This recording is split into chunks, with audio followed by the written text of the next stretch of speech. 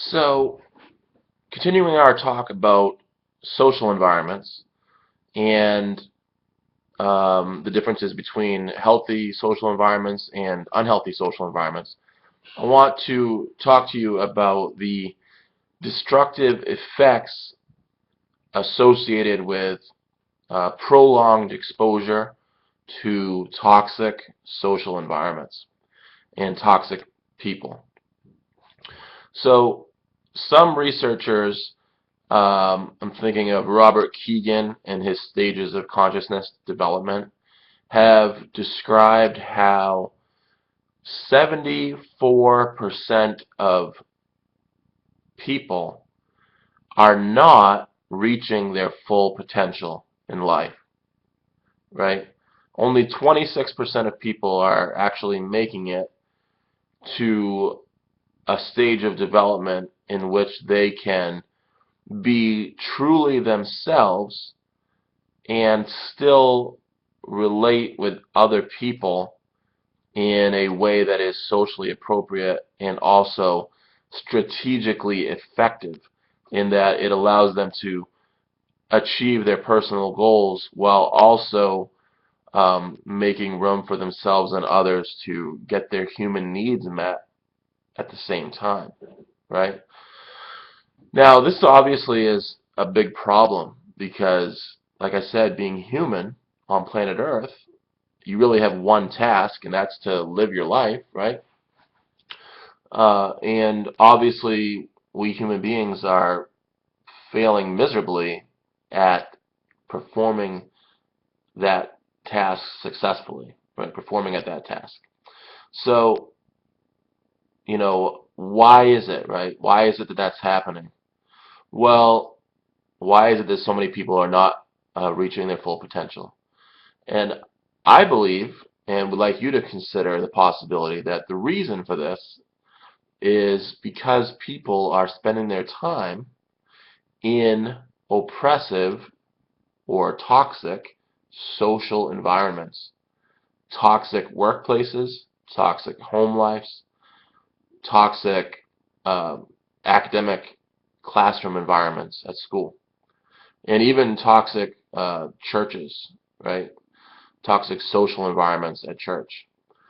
Uh, so the destructive impact that this has on people is threefold. Number one, prolonged exposure to destructive social environments can cause a person to lose themselves, right?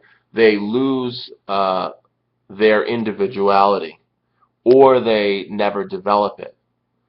In other words, they don't develop the capacity to think for themselves, to get to know who they are on the inside, and to act in ways that authentically or honestly represent who they really are, what they really think, what they really feel, right?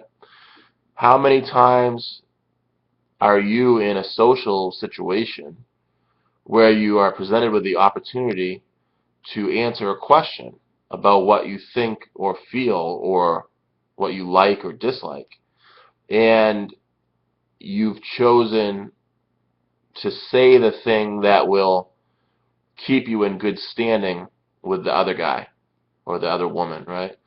To keep you from being thought of as different. And this is kind of what I'm talking about. This could be a sign of not being permitted to be yourself, to be an individual, right? And having this faulty belief that someone else is going to give you permission someday to be yourself. And I have to tell you that they're never going to give you permission. You just have to choose to be willing to be yourself and to face, whatever consequences are associated with that. And this training is going to hopefully help you to learn how to navigate through those problematic situations if they were to occur. Because it's normal and healthy to want to be yourself, right? Second problem associated with prolonged exposure to toxic social environments is that people develop a lack of morality. And what do I mean by this? I mean a lack of ethical behavior, right? And an ethical value system. So Aristotle, once again, obviously a very smart thinker, smart guy back then in Greece, he talked about virtue, right? And you may have heard patience is a virtue, something like that growing up, and but never really got into the concept or explored it. Well, it turns out that virtues are pro-social behaviors. They're behaviors that when you implement them in a social situation, the result is a positive impact on yourself and others. So, for example, being patient, the reason patience is a virtue is because patience is an effective strategy for maintaining a healthy social relationship with another person when they are late to arrive at their destination and you're waiting for them, right? So instead of getting upset and yelling at them and telling them off or never hanging out again, you act patiently. So patience is a virtue. Virtues are pro-social behaviors. They're behaviors that are balanced and they have a positive impact on self and others, right? So you can contrast pro-social behaviors or virtues with vices, which are antisocial behaviors.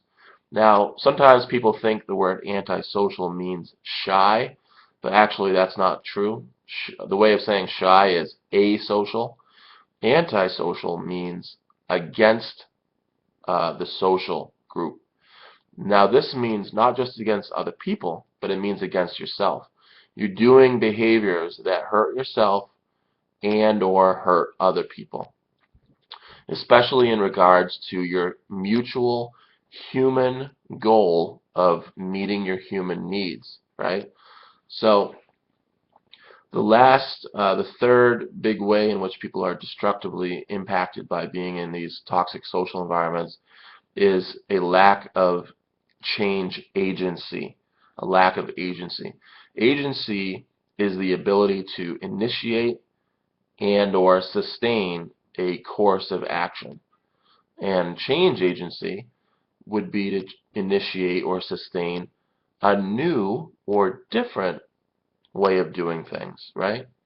So the reason that people develop or don't develop this agency that they need in life in order to be able to manage and navigate their lives appropriately and effectively is because they never get a chance to be managers of their own lives because someone else is always trying to dominate them.